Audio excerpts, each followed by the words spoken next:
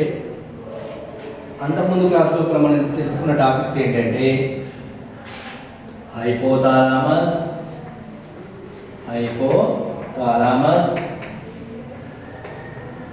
Pituitary గ్రంథి, pineal గ్రంథి,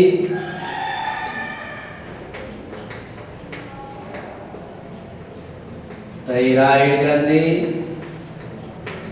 ఈ అంతఃస్రావిక వ్యవస్థ లోపల థైరాయిడ్ గ్రంథి అనేది అతిపెద్ద గ్రంథి. కానీ మానవ శరీరం లోపల అతిపెద్ద గ్రంథి కాలేయం. మంచిగా గుర్తుపెట్టుకోండి, మానవ శరీరం లోపల అతిపెద్ద గ్రంథి ఏంటిది అంటే కాలేయం. అదేవిధంగా థైరాయిడ్ గ్రంథి అనేది అంతఃస్రావిక వ్యవస్థ లోపల అతిపెద్ద గ్రంథి. అదేవిధంగా థైరాయిడ్ గ్రంథి,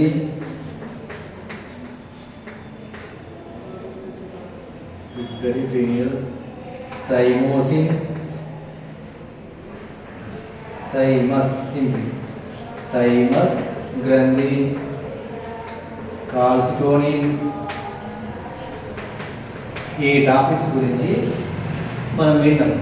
కానీ ఇప్పుడు వచ్చేసి ఏంటి అంటే అధివృక్క గ్రంథి.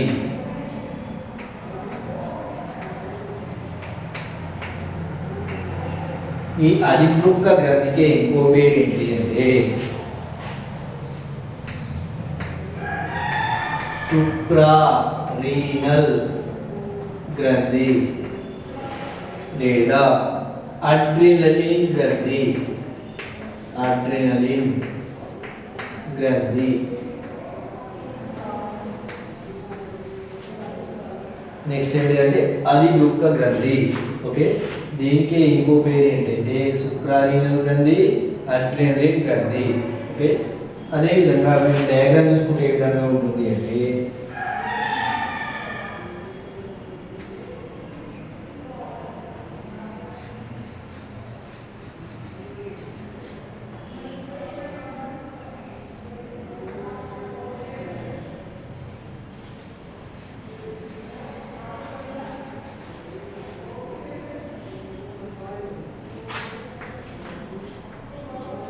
మూత్రపిండం,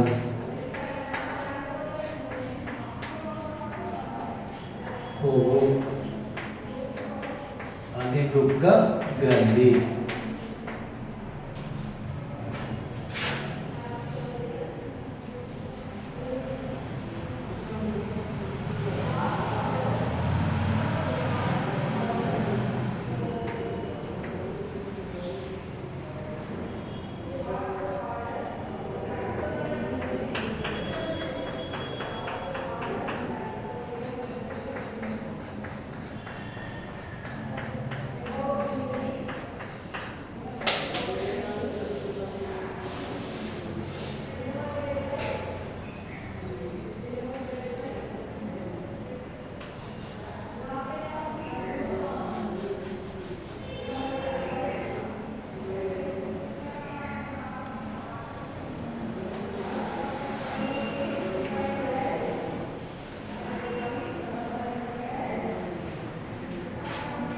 పై భాగం ఏంటి అంటే అధివృక్క వల్కలం.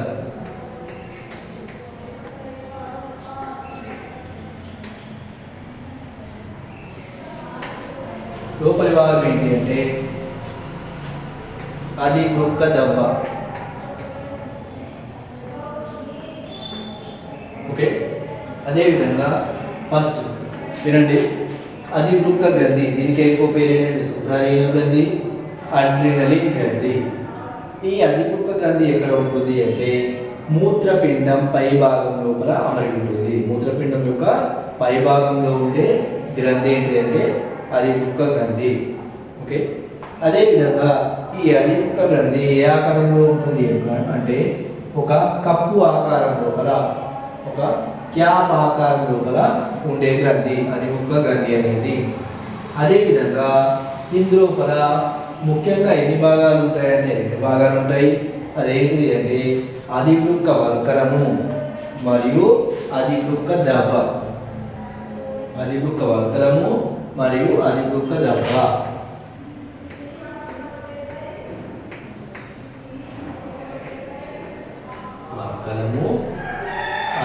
వృక్క దవ్వ. ఓకే, అదేవిధంగా ఇందులో అధివృక్క వల్కలం లోపల, అధివృక్క గ్రంథి లోపల అధివృక్క వల్కలము అనేది ఎక్కడ ఉంటుంది అంటే పైన ఉండే భాగాన్ని, ఓకే, పైన ఉండే భాగాన్ని ఏమంటున్నాము అంటే ఇట అధివృక్క వల్కలము అంటున్నాం. అదేవిధంగా లోపల ఉండే భాగాన్ని ఏమంటున్నామంటే అధివృక్క దవ్వ అంటున్నాము. ఈ అధివృక్క వల్కలం లోపల ముఖ్యంగా ఎన్ని జోన్లు ఉన్నాయి అంటే 3 జోన్లు ఉన్నాయి. అదేంటిది అంటే గ్లోమరులోసా,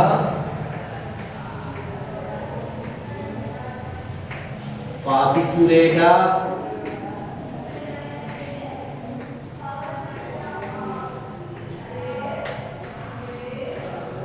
రెటిక్యులారిస్. అధివృక్క వల్కలం లోపల ఎన్ని భాగాలు ఉన్నాయి అంటే 3 భాగాలు ఉన్నాయి. ఏంటి అంటే గ్లోమర్యులోసా, ఫాసిక్యులేటా, రెటిక్యులారిస్. ఫస్ట్ గ్లోమర్యులోసా గురించి తెలుసుకుందాం.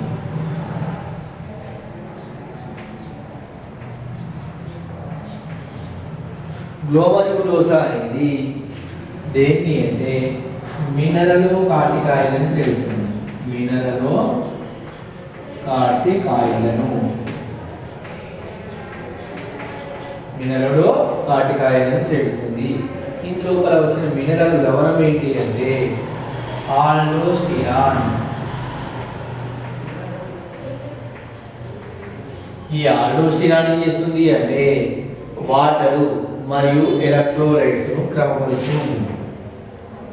నీరు మరియు ఎలక్ట్రోలైట్స్ ను క్రమపరుస్తూ ఉంటుంది.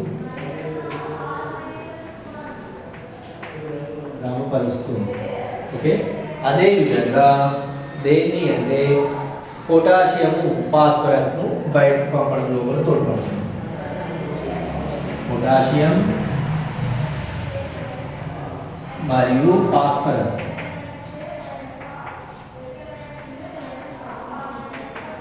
బయటకు పంపడం లోపల తోడ్పడుతూ ఉంటుంది. గ్లోమర్యులోసా మినరల్ కాటికాయలను స్రవిస్తుంది. ఆ మినరల్ ఏంటంటే ఆల్డోస్టిరాన్. ఏం చేస్తుంది? నీరు మరియు ఎలక్ట్రోలైట్స్ ను క్రమపరుస్తుంది. అదేవిధంగా పొటాషియం మరియు ఫాస్ఫరస్ ను బయటకు పంపించి వేస్తుంది అధికమైన వాటిని. అదేవిధంగా దేన్ని ఉత్పత్తి చేస్తుంది అంటే యాంజియోటెన్సిన్ 2, యాంజియోటెన్సిన్ 2 ను ఉత్పత్తి చేస్తుంది. యాంజియోటెన్సిన్ 2 ను ఉత్పత్తి చేసి ఎప్పుడు ఉత్పత్తి చేస్తుంది అంటే ఎప్పుడైతే బీపీ లెవెల్ అనేది తగ్గిపోతుందో, ఎప్పుడైతే బీపీ పడిపోతుందో అప్పుడు ఆల్డోస్టిరాన్ యాంజియోటెన్సిన్ 2 ను ఉత్పత్తి చేస్తుంది. ఉత్పత్తి చేసి ఏం చేస్తుంది అంటే నీరు మరియు సోడియంను క్రమపరుస్తుంది. సోడియంను క్రమపరుస్తుంది. అదేవిధంగా దేన్ని అంటే పొటాషియంను బయటకు పంపడం లోపల తోడ్పడుతూ ఉంటుంది. ఇంకా దేనికి అంటే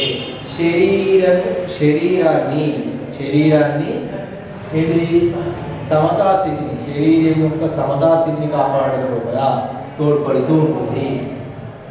దాదాపు వాటరు మరియు మినరల్స్, అధికమైన నీరు మరియు మినరల్స్ ఎక్కువ మోతాదులో బయటకు పోయినా కూడా ప్రాబ్లం. ఓకే, ఎక్కువ మోతాదులో బయటకు పోతే ఏమవుతుంది అంటే సమతా స్థితి అనేది కోల్పోతుంది. ఏంటిది? శరీరము. ఓకే, నెక్స్ట్ ఏంటిది అంటే పాసిక్యులేటర్.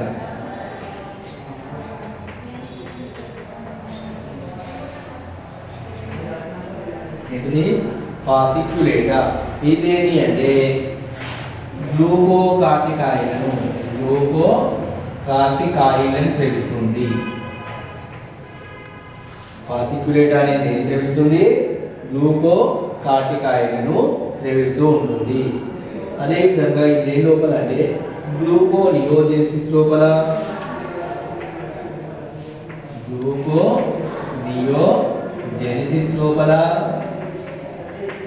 మరియు లిపోలైసిస్ లోపల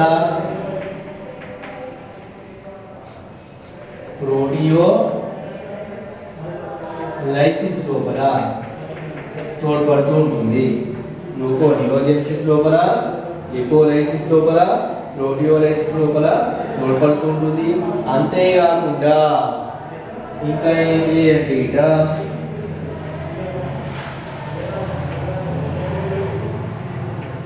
కిడ్నీ యొక్క పనులను సక్రమంగా చేస్తుంది. అదేవిధంగా హృదయం యొక్క పనులను కూడా సక్రమంగా చేసేది ఏంటి అంటే ఫాసిక్యులేటా. ఇంకా దేని క్రమపరుస్తుంది? ఏ పనులను? హృదయం యొక్క పనులను, కిడ్నీ యొక్క పనులను క్రమపరుస్తూ ఉంటుంది. ఏది? ఫాసిక్యులేటా అనేది. ఇంకేంటి అంటే రెటిక్యులారిస్.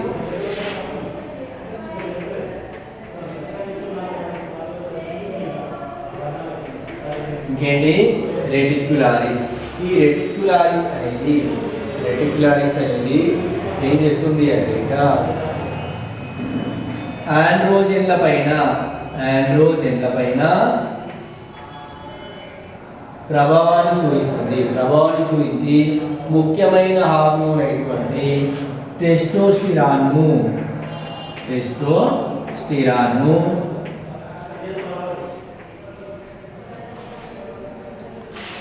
విడుదల చేస్తూ ఉంటుంది.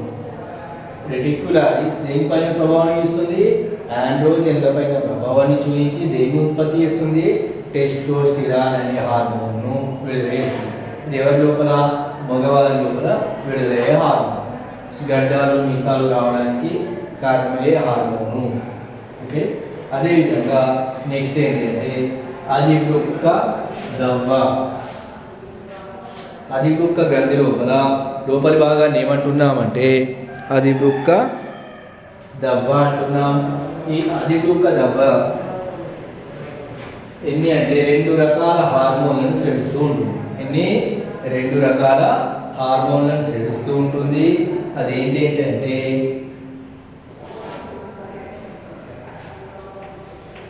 అడ్రినలిన్. దీనికి ఇంకో పేరు ఏంటంటే ఎపినెఫ్రిన్.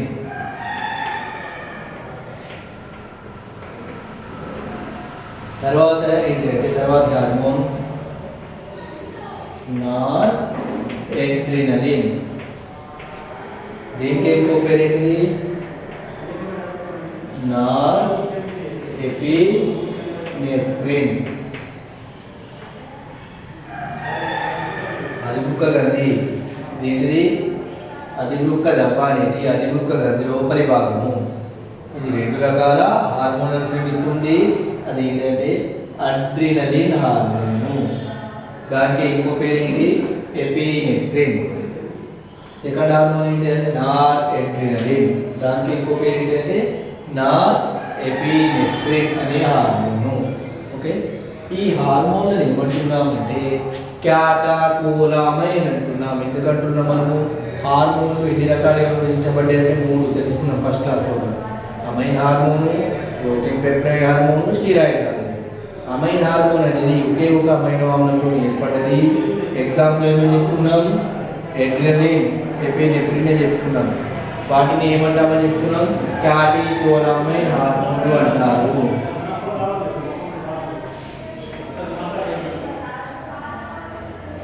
క్యాటకోలామైన్ హార్మోన్లు అంటారు. ఓకే. వీటిని అడ్రినలిన్, నారెపినెఫ్రిన్ లేదా ఎపినెఫ్రిన్, నారెపినెఫ్రిన్. ఓకే. అదేవిధంగా వీటిని ఏమంటున్నామంటే ఎమోషనల్ హార్మోన్లు అని కూడా అనొచ్చు, లేదా ఒత్తిడి హార్మోన్లు. ఒత్తిడి హార్మోన్లు లేదా ఎమోషనల్ హార్మోన్లు లేదా flight and flight hormone. Telugu లోపల పోరాట ఫలాయన హార్మోను అంటారు. ఈ హార్మోన్లలో ఏమిటి? అడ్రినలిన్ హార్మోను, నార్ అడ్రినలిన్ హార్మోన్ ఏమంటున్నామంటే ఒత్తిడి హార్మోన్లు అంటున్నాం, లేదా ఎమోషనల్ హార్మోన్లు అంటున్నాం, లేదా పోరాట ఫలాయన హార్మోన్ అంటున్నాం. పోరాట ఫలాయన హార్మోను అంటున్నాం. ఎందుకు అంటే ఇవి ఒత్తిడి టైంలో రిలీజ్ కావచ్చు, లేదా ఎమోషనల్ ఎక్కువగా భావోద్వేగాలకు గురైనప్పుడు ఈ హార్మోన్ రిలీజ్ కావచ్చు. కాబట్టి ఇవి రిలీజ్ అయినప్పుడు ఏమవుతుంది అంటే ఆటోమేటిక్గా హృదయ స్పందన అనేది పెరుగుతుంది. హృదయ స్పందన రేటు విపరీతంగా పెరుగుతుంది ఏవి ఈ హార్మోన్ రిలీజ్ అయినప్పుడు. అదేవిధంగా హృదయ స్పందన రేటు పెరిగింది కాబట్టి ఆటోమేటిక్ ఏంటిది శ్వాస వ్యవస్థ రేటు పెరుగుతుంది. శ్వాస స్పందన రేటు శ్వాస స్పందన రేటు కూడా ఆటోమేటిక్గా పెరిగిపోతుంది. ఓకే, ఎప్పుడైతే ఈ హార్మోన్లు రిలీజ్ అయినాయో ఆటోమేటిక్గా హృదయ స్పందన రేటు పెరిగింది, శ్వాస స్పందన రేటు కూడా పెరిగిపోయింది. ఓకే, టెన్షన్ అనేది విపరీతంగా వచ్చేస్తూ ఉంటుంది. ఎప్పుడు ఒత్తిడి సమయాల్లో లేదా ఎమోషనల్ సమయంలో కూడా భావోద్వేగాలకు గురయ్యే సమయంలో కూడా ఈ హార్మోన్లు ఎక్కువగా రిలీజ్ అవుతున్నాయి. అంతేకాకుండా ఇవి ఏ లోపల అంటే జీవక్రియలను క్రమపరచడం అనేది కార్బోహైడ్రేట్లు పిండి పదార్థాల జీవక్రియ లోపల, అదేవిధంగా పువ్వుల లోపల జీవక్రియ లోపల, ఇంకా ప్రోటీన్ల జీవక్రియ లోపల తోడ్పడేది ఏంటి అంటే హార్మోన్లు ఎడ్రినల్ మెడ్యుల్లా అంటాం, దీన్ని దవ్వ అంటాం, అది వృక్క దవ్వ అంటాము. ఓకే, ఈ హార్మోన్లు ఇది అధివృక్క గ్రంథి లోపల ఎన్ని రకాల, దానికి ఇంకో పేరు ఏంటి అంటే అధివృక్క గ్రంథికి ఇంకో పేరు ఏంటి సుప్రాలీనల్ గ్రంథి అంటున్నాం. దాన్ని ఏమంటున్నామంటే ఎడ్రినల్ గ్రంథి అంటున్నాం. ఓకే, ఇది ఎక్కడ ఉంటుంది అంటే మూత్రపిండం పైభాగం లోపల ఒక కప్పు వలె అమరి ఉంటుంది. రెండు మూత్రపిండాలు ఉంటున్నాయి కాబట్టి అధివృక్క గ్రంథి కూడా ఏముంటున్నాయి రెండు, లేదా ఒక జత అధివృక్క గ్రంథులు అని. ఒక జత అధివృక్క గ్రంథులు లేదా రెండు అధివృక్క గ్రంథులు ఎక్కడ ఉంటున్నాయి మూత్రపిండం యొక్క పై భాగంలో అమరి ఉంటున్నాయి. ఓకే, అధివృక్క గ్రంథి నిర్మాణం చూసుకున్నట్లయితే ఈ విధంగా ఉంటుంది. ఇందులోపల చుట్టూ ఉన్న ప్రదేశాన్ని ఏమంటున్నామంటే అధివృక్క వల్కలము అంటున్నాం. మధ్యలో ఉండేదాన్ని ఏమంటున్నామంటే అధివృక్క దవ్వ అంటున్నాము. ఓకే, అదేవిధంగా మనం చెప్పుకున్నాం ఎక్కడ అంటే ACTH అనే హార్మోన్ వచ్చింది మనకి. ACTH ఇక్కడ పిట్యూటరీ గ్రంథి ఎన్ని రకాలు అంటే 3 రకాలని చెప్పుకున్నాం. ఏంటిది అంటే పూర్వ పిట్యూటరీ, పర పిట్యూటరీ, పార్స ఇంటర్మీడియా.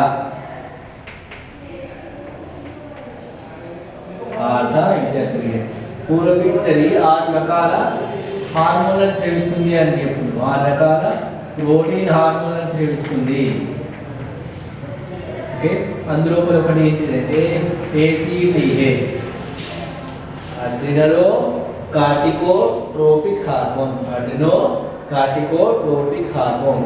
ఈ హార్మోన్ దేని లోపల అంటే మినరల్ కార్టికాయిలు మరియు గ్లూకోకార్టికాయిలను స్రవిస్తుంది, నిరోధిస్తుంది అని చెప్పుకున్నాం, కంట్రోల్ చేస్తుంది అని చెప్పుకున్నాం ఆల్రెడీ. ఇక్కడ అడ్రినో కార్టికోట్రోపిక్ హార్మోన్ అనేది గ్లూకోకార్టికాయిలను మినరల్ కార్టికాయిలను విడుదల చేయాలన్నా ఆ విడుదల ఆపాలన్నా కారణం ఏంటిదంటే అధివృక్క వల్కలము అనే భాగం. కాబట్టి చూడండి అధివృక్క వల్కలం లోపల ఎన్ని భాగాలు ఉన్నాయి గ్లోమర్యులోసా, ఫాసిక్యులేటా, రెటిక్యులారిస్. గ్లోమర్యులోసా మినరల్ కార్టికాయిల ఉత్పత్తి లోపల తోడ్పడితే ఫాసిక్యులేటా గ్లూకోకార్టికాయిల్ ఇవి ఎక్కడ ఉన్నాయి అధివృక్క వల్కలం. ఇంగ్లీష్ లోపల ఏమంటారు అంటే అడ్రినల్ కార్టెక్స్, అడ్రినో కార్టికో అంటున్నాం, కార్టెక్స్ అని adreno corticotropic hormone. Okay, and here zona glomerulosa లోపల చూసుకుంటే ఏంటంటే మినరల్ కార్టికాయిల్ సేవిస్తుంది. ఆ మినరల్ ఏంటిదంటే ఆల్డోస్టిరాన్. మినరల్ ఏంటిది ఆల్డోస్టిరాన్. ఇది నీటి లోపల మరియు ఎలక్ట్రోలైట్స్ను క్రమపరచడం లోపల, అదేవిధంగా పొటాషియం ఫాస్ఫరస్ను బయటకు పంపడం లోపల తోడ్పడుతుంది. ఇది దేన్ని విడుదల చేస్తుంది అంటే యాంజియోటెన్సిన్ 2ను విడుదల చేస్తుంది. ఎప్పుడు విడుదల చేస్తుంది యాంజియోటెన్సిన్ 2ను? ఎప్పుడు అంటే ఎప్పుడైతే